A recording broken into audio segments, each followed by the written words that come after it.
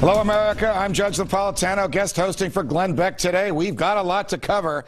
Let's start with the battle to rein in the ever-growing federal budget deficit. Big government Republicans in the House are leading a pathetic charge to cut $61 billion from this year's federal budget. To put that into perspective, the federal government budget deficit for 2011 is projected to be about $1.6 trillion. Cutting $61 billion is a joke. But Senate Democrats won't be outdone when it comes to half-hearted or completely spineless spending cut measures. They proposed an additional $6.5 billion cut that the Congressional Budget Office claims is actually only $4.7 billion. Can you follow any of this? America. Too many politicians on both sides of the aisle have simply lost touch with reality when it comes to government spending. A $4.7 billion cut in the face of a $1.6 trillion deficit is akin to doing nothing when it comes to solving this problem. It's as if an alcoholic stood on a podium addressing his fellow drinkers and proudly proclaimed that that night at the bar he would only have 10 shots of Jameson's instead of his customary 11. Yes, America, all but a few of our politicians are as delusional about spending as an alcoholic is about drinking. But there's always hope when you have brave politicians who are willing to shut down the government if it won't act responsibly. One of those brave senators, Kansas Senator Jerry Moran. He's a member of the Senate Committee on Appropriations, joins us now. Senator, welcome to the Glenn Beck program. Nice to meet you, sir.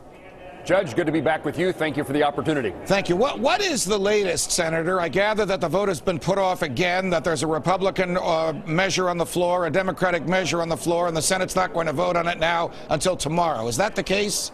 The expectation was there may have been a vote this evening. It now appears that that's carried over until Tuesday morning. And the expectation is that there will be two proposals.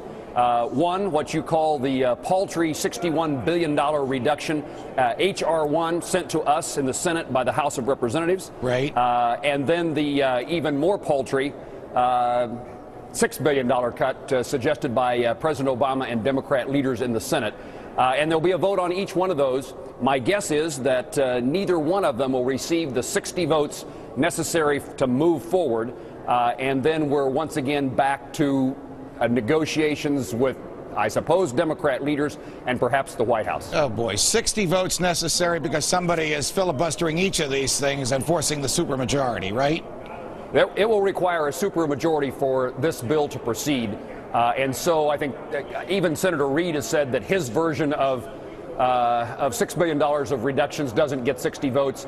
I would guess that all or nearly all, each Republican of the Senate will vote for the Senate version of H.R. 1, the $61 billion reduction, right. But it will not, that's 47 votes at best, not 60. The question is, are there any Democrats who will vote for these cuts? Right. Senator Moran, I know you're relatively new to the Senate and perhaps not yet into the ways of government and the arcane procedures that are followed in that House of the Congress. But does it seem to you, as it does to me, that very few members of Congress take seriously the problem of debt and the problem of spending more money than you take in? And very few members of Congress, I think you're one of them. Senator Rand Paul is one. His father, Congressman Ron Paul, is one. Senator Mike Lee is one. But very few realize that drastic measures are needed to say, stop.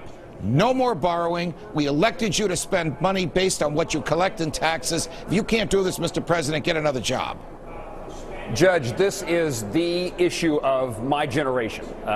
We have participated in the run-up of this tremendous amount of debt. There's been virtually no fiscal discipline. The end result of telling people yes over a long period of time in Republican and Democrat days has resulted in the deficit and national debt that you described in your opening statement. This is the issue, and I think it's important for us to understand. I want Americans to understand this is not just a typical philosophical academic discussion about Republicans versus Democrats, liberals versus conservatives. The outcome of this debate determines whether or not there is a future for American citizens, for our kids and grandkids, but also for us. What people, I think, need to understand is if we don't get the deficit under control, it's going to happen in a much more dramatic way. The standard of living will be diminished as a result of rising interest rates, increasing inflation, and uncertainty in the business community about whether they should ever invest in America again. Right. And so I think sometimes we just look at Washington, D.C., and Americans think, oh, that's just Republicans and Democrats talking one more time about an issue they don't agree upon.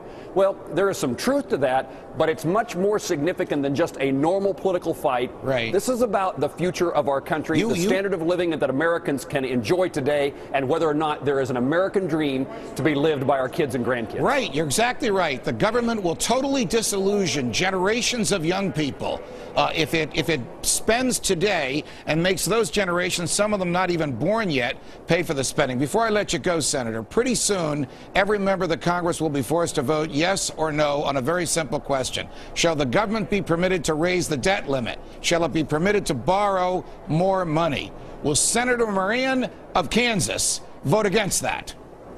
I will, unless there is dramatic, significant change in the amount of money we spend and in the structure by which we spend that money into the future. This can't be a Band-Aid. It's got to be a structural change that reigns in Congress today and for generations to come. Got it. Senator Jerry Moran, Republican of Kansas. A pleasure meeting you, sir. Thanks for joining us on the show. My pleasure, sir. Thank you. Shifting our attention to Libya, Gaddafi unleashed tanks, warplanes, artillery, and rockets on rebel forces today, leaving the White House with a heavy decision. Is United States military intervention the best option to resolve conflict in Libya?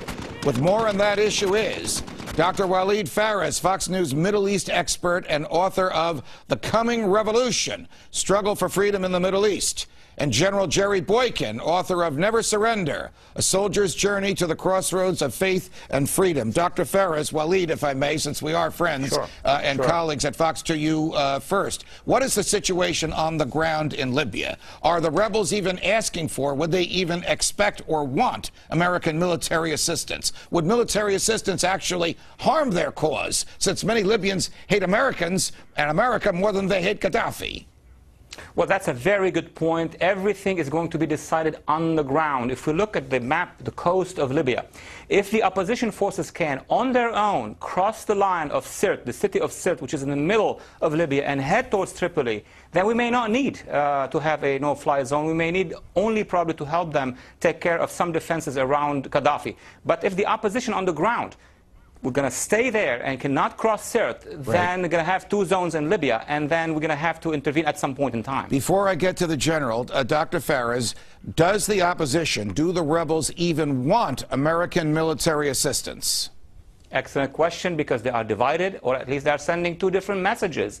On the one hand, when we speak with the diplomats, those who are linked to them, or some of the statements issued by the council, which they have formed, they say, we need you to take out, the defenses of Gaddafi from the air. We need to see soldiers on the ground. But there is another component to that opposition, most of the Islamists who goes in the Arab world and say, we don't want any support, we want to do it ourselves. So we need to figure out this issue before we even think of any no-fly zone. General Boykin, I would assume that even though the president said all options are on the table, that he really has taken off the table the option of a land invasion. Now, you have great experience in this. You commanded special ops. Your people did some of the most dangerous work known to the military in order to preserve our freedom. What would you think if the president is seriously contemplating that, General? Well, I think we need to go back in history and realize that we got into Somalia in 1992 with ground operations for humanitarian reasons, and we know how that story ended. So ground operations, I think, are a non-starter. In fact, Judge, I'm not in favor of enforcing a no-fly zone either. I think it's time for the EU and the African Union to step up and take some responsibility. General, tell us how complicated, how dangerous, how expensive, how destructive a no-fly zone would be. Don't they have to first get up there and then destroy the anti-aircraft equipment on the ground, and then destroy the planes that are on the ground, and then shoot down the planes that are in the air? Well, certainly they do, and this is not a modern military that we'd be confronting, but it doesn't mean there aren't some significant risk associated with taking out their air defense systems, as well as air-to-air combat if they tried to stop some of the jets that Gaddafi launches. So I think it's an unnecessary and unacceptable risk for the U.S. I think the U.S. could support this with intelligence as well as logistics. But I don't want to see U.S. aircraft involved in a no-fly zone. Waleed, should the President of the United States ask you for his advice about whether any military assistance would work, having just heard what General Boykin said, and respecting him as I know you do, what would you tell the President? Well, the best thing is not to involve any of our assets if we can. But time is not on our side in the sense that what's happening in the opposition areas is where I'm concerned, not really what Gaddafi is doing, because Gaddafi could be taken out by military might, either the United States or the Europeans. There is no doubt about that. But I'm afraid that radical element is going to slowly creep into the area of Benghazi command, and soon we're going to have a Libya under Gaddafi and maybe a Libya under some, radical element at the end of the day. So it's a very hard strategic choice to make. Right. Farid, last question. What do you think will happen as things now stand?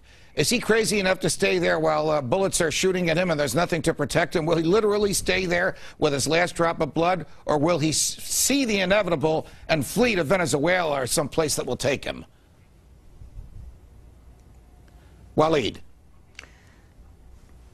Dr. Ferris, will Gaddafi stay there till the last drop of his blood? Or will he flee to Venezuela when the inevitable comes? He also, Judge, has calculations, meaning if he feels that the international community and the United States are not going to change the balance of power, that he can maintain a zone from Sirte to Tripoli, he's not going to flee. But the minute he knows that there is a decision, strategic decision to take him out, he will try to do everything he can, Venezuela or Belarus, either one. Got it. Dr. Waleed Ferris, General Jerry Boykin, thanks very much for joining us, guys.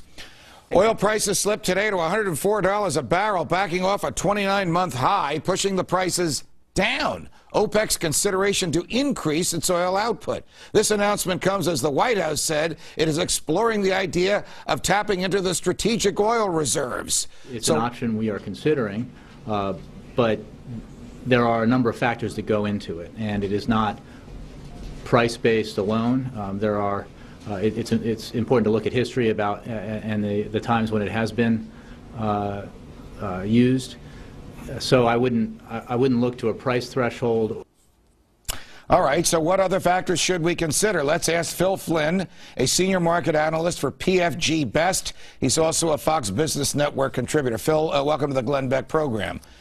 Thanks, Judge. It's great to be here. All right, so what do you think happens next? I mean, oil is really going up. Gasoline prices are really going up. Does the president see this as an issue that the government could control with strategic oil reserves by lessening taxes or by bombing Libya? Well, that's a lot of choices there. I'll tell you what, number one, I hope he doesn't see the Strategic Petroleum Reserve as an option for trying to control price, because if he does, it will be an utter failure. The truth of the matter is that the reserve is far from being large enough to actually impact price over the long run, and that's why it should only be used in an emergency. Bombing Libya, of course, actually, I think the market may take that is bearish, believe it or not, because the risk, at least initially, because the risk right now is that Gaddafi could burn his oil fields and really spread havoc in the region. And I think if they felt that they could get Gaddafi out of control, that would be one less risk in the region. So even after initial surge, it would go down. All right.